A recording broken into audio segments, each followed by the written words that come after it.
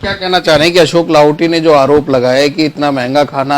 Quarantine centre में जो खिलाया जा रहा है, उन्होंने फोटोज भी वायरल किए हैं उसके, वो झूठे हैं? देखिए,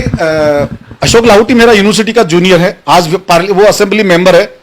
बहुत अच्छी बात है, मुझे खुशी होती है। लेकिन उसके जो विचारधारा सुन के, जो आज से 20 साल पहले की विचारधारा में आज की विचारधारा में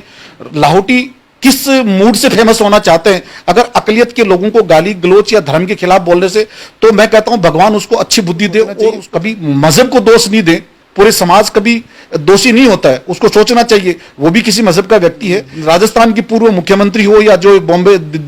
यूपी में जाके एक गाना बजाना, जो पार्लियामेंट मेंबर थे, जो वहां के यहाँ के पार्लियामेंट, वहां दिल्ली पार्लियामेंट भी गए, एक हीरोइन के नाचने गाने वाले, उसके खिलाफ आज तक मुकदमा नहीं है। नमस्कार, आज हमारे साथ मौजूद हैं खानूखा बुदवाली, वक्फ बोर्ड के चेयरमैन हैं, और उनसे जानने की कोशिश करेंगे कि ये देश भर में एक मुद्दा छाया हुआ है, तबलीगी जमात। आखिर है क्या ये तबलीगी जमात? देखिए, जमात के लोग एक सामाजिक कार्य कर रहे थे, जो नमाज पढ़ने और खुदा की इबादत की बात करते थे। आज तक जमात के लोगों ने जहाँ भी जमात का कार्य किया है, कभी भी आज तक कोई ऐसी घटना कहीं दुनिया के इतिहास में नहीं हुई। लेकिन जो दिल्ली की जो घटना हुई, बीमार लोग के जो एक कोरोना के चक्कर में दिल्ली में लोग मरकज़ में थे, मरकज़ में जिस तरह से एक जगह इकट्ठे थे, वहाँ से ये अलग अलग शहरों में, गाँव में जाते थे। लेकिन जब जाने के बाद जो है, ये बीमारी का बहाना, जो बीमारी आई और इन लोगों को दिल्ली से निकाला गया और ये लोग गांव में अपने अपने घरों में आए, तो उसके बाद ये कहने लगे कि साहब जो बीमारी है वो मूलतः कोरोना जो है वो जमात के लोगों ने फैलाई है। लेकिन मैं एक आपके चैनल के थ्रू ये कहना चाहता हूँ कि जब हिंदुस्तान के अपने आप को आज के समय में मोदी के बाद दूसरा मोदी कहिए, दूसरा गृह मंत्री के रूप में दावोल जो कार्य कर रहा है, वो एक अधिकारी के रूप में मुझे दुख उस अधिकारी पे, जब उनसे मिलने गया, जब अगर वो व्यक्ति वहां बैठ के इतना बड़ा अधिकारी एक सुरक्षा को बचाने का कार्य कर रहे थे, मेरा एक आपके चैनल से निवेदन था कि उनको वहीं कोरोनाइज करते, उनको वहीं ब्लॉक करते, क्योंकि ये जो अलग अलग सूबे गांव के लोग थे, उन्होंने कई मरतबा वहां के संबंधित थाने, एसडीएम, जो रिकॉर्डेड जो वीडियोज वायरल हुए हैं, उन्होंने रिक्वेस्ट की थी कि हमें जानो दो, जबकि परमिशन वहाँ के लोकल प्रशासन ने दी थी। वो वहाँ का प्रशासन सेंट्रल गवर्नमेंट के अंडर में आता है, नहीं कि दिल्ली गवर्नमेंट के अंडर में आता है। लेकिन इस कोरोना बीमारी में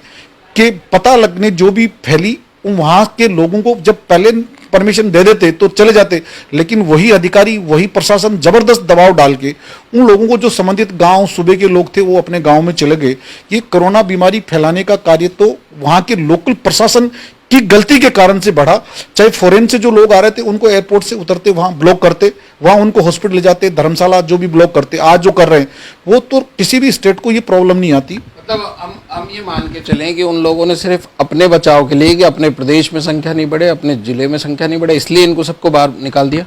देखिए, ये जो सेंट्रल गवर्नमेंट का जो एक जो उनके दिमाग का जो एक, मैं मानता हूं कि जो उनकी खुरापात थी, वो उन्होंने दावोल के द्वारा किया गया। अगर वो चाहते इंसान को बचाना और वहां इस रोग को वहां ब्लॉक करते, लेकिन मध्य प्रदेश में जब एक गांव में जो एक आईएएस अधिकारी खाना बांटता है, खिलाता है, एक जो भोज करता है, 1500 आदमी को ब्लॉक कर देते हैं, उनका कोई न्यूज नहीं आती है। जब वो राजस्थान की पूर्व मुख्यमंत्री हो या जो बॉम्बे यूपी में जाके एक गाना बजाना, जो पार्लियामेंट मेंबर थे, जो वहां के यहाँ के पार्लियामेंट, वहां दिल्ली पार्लियामेंट भी गए, एक हीरोइन के नाचने गाने वाले, उसके खिलाफ आज तक मुकदमा नहीं है। जो मेरे साथी, जो जिनको मैं यूनिवर्सिटी के पुराने साथी आजकल ज्यादा जो बोल रहे हैं, उनको सोचना चाहिए, कभी उसके खिलाफ कभी नहीं बोलता, लेकिन उनको सोचना चाहिए, कभी मजहब को दोष नहीं दे। पूरे समाज कभी दोषी नहीं होता है, उसको सोचना चाहिए, वो भी किसी मजहब का व्यक्ति है। उस व्यक्ति समाज में रहने वाला, उसके भाई बंद भी एक साथ रहने वाला व्यक्ति एक विचारधारा के नहीं होते हैं। कोई अच्छा होता है, कोई बुरा होता है। इसी तरह से किसी की गलती हुई तो पूरे समाज को बदनाम नहीं करें। मेरी निवेदन है कि आज हिंदुस्तान सालों नहीं, हजारों सालों से एक साथ उठता बैठता, पूरी दुनिया के लोग देख रहे हैं कि जिस तरह से आज काम करने के बजाय वो धर्म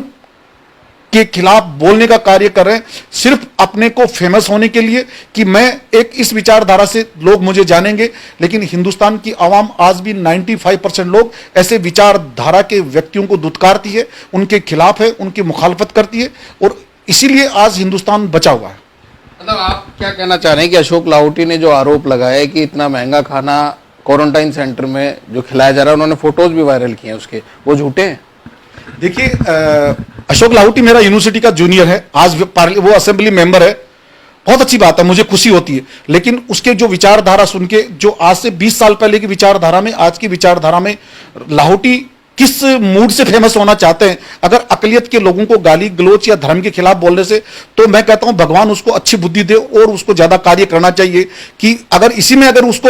मिलती है, अगर खाना किसी बीमार को, अगर एसएमएस में किसी बीमार को खाना मिलता है, अगर वहां किसी हिंदू बीमार और अगर अकलियत का आदमी जाके आरोप लगाए कि इसको इस तरह का खाना मिल रहा है, इस तरह का बेड मिल रहा है, तो वो एक संकीर्ण विचारधारा का व्यक्ति है। बीमार व्यक्ति किसी भी जमात का व्यक्ति होता है, तो जो सरकार की तय की हुई खाना, लाहौटी जी ये बता देंगे ईमानदारी से अपने दिल पे हाथ रख के ईश्वर को हाजिर नाजिर करके कि आज तक उसने अपने पैसों से कितने लोगों को सांगानेर में भोजन दिया, कितने लोगों की मदद की।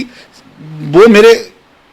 जूनियर हैं, मेरे यूनिवर्सिटी के पुराने साथी हैं, लेकिन उसको ये भाषा अगर फेमस होने में इस विचारधारा से अगर फायदा मिलता है, तो मैं तो कहता हूं ईश्वर उसको लंबी दीर्घायु दे, अच्छी की वो ऐसी भाषा बोले जिसको अगर आखिरत में अगर उसको इसी में मुक्ति मिलती है, अगर इसमें स्वर्ग मिलता है, तो ऐसा कार्य करना चाहिए। अगर इसमें इसके कहीं भी धार्मिक किस चीज में लिखा हुआ कि किसी की बुराई करने से, लेकिन किसी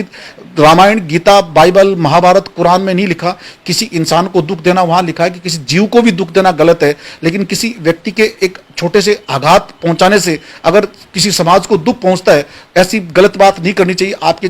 चैनल से कहना चाहता हूं कि लाहौटी जी,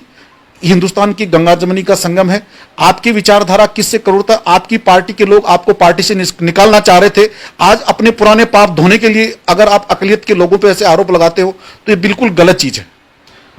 एक आखिरी सवाल, रमजान का पावन पर्व आने वाला है, अभी तक तो नमाज पर रोक थी, लेकिन अब आगे क्या निर्णय लिया गया है, अब क्या तय किया गया है? देखिए, नमाज पे कभी कोई रोक नहीं होती है। नमाज पे हाँ इकट्ठा होने पे जो 144 जो लगी हुई है कि आदमी मस्जिद मंदिर गिरजाघर गुरुद्वारा कहीं पर भी धार्मिक संस्थानों में इकट्ठा नहीं होकर अपने घरों में पूजा करें। ये जो तराबी जो अपने घरों में पढ़े, कुरान की तिलावत अपने घरों में करें, जिससे ऐसी कोई पाबंदी नहीं है कि अपने घरों में नहीं। रमजान की जो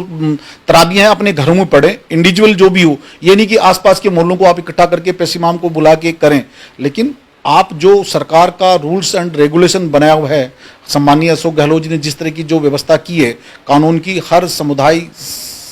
का व्यक्ति अपने धार्मिक अनुष्ठान अकॉर्डिंग टू इसके करें, लेकिन कानून को नहीं तोड़ें, चाहे वो किसी मजहब का हो। लेकिन मैं वक्फ बोर्ड चेयरमैन की हैसियत से कहना चाहता हूं कि तमाम जो आपके चैनल को सुन रहे अकलियत के लोगों से गुजारिश है, जो जिस तरह से आपने सभी रात के दिन एक ऐतिहासिक जो एक निर्णय लिया, जो सरकार का सहयोग किया, वैसे ही आप तमाम लोग एक महीने तरावी अपने घर में रह के एक संदेश दें कि जिस तरह से कुछ लोग चंद अपने स्वार्थ के लिए बदनाम करने का कार्य कर रहे हैं, यही एक संदेश है मोहम्मद साहब का कि अपने इस प्यार और प्रेम के संदेश में हर धर्म समुदाय के व्यक्ति साथ उठे बैठे, किसी व्यक्ति के कारण से, किसी धर्म के कारण से किसी को दुख नहीं पहुंचे, और सुरक्षा प्रहरियों को हम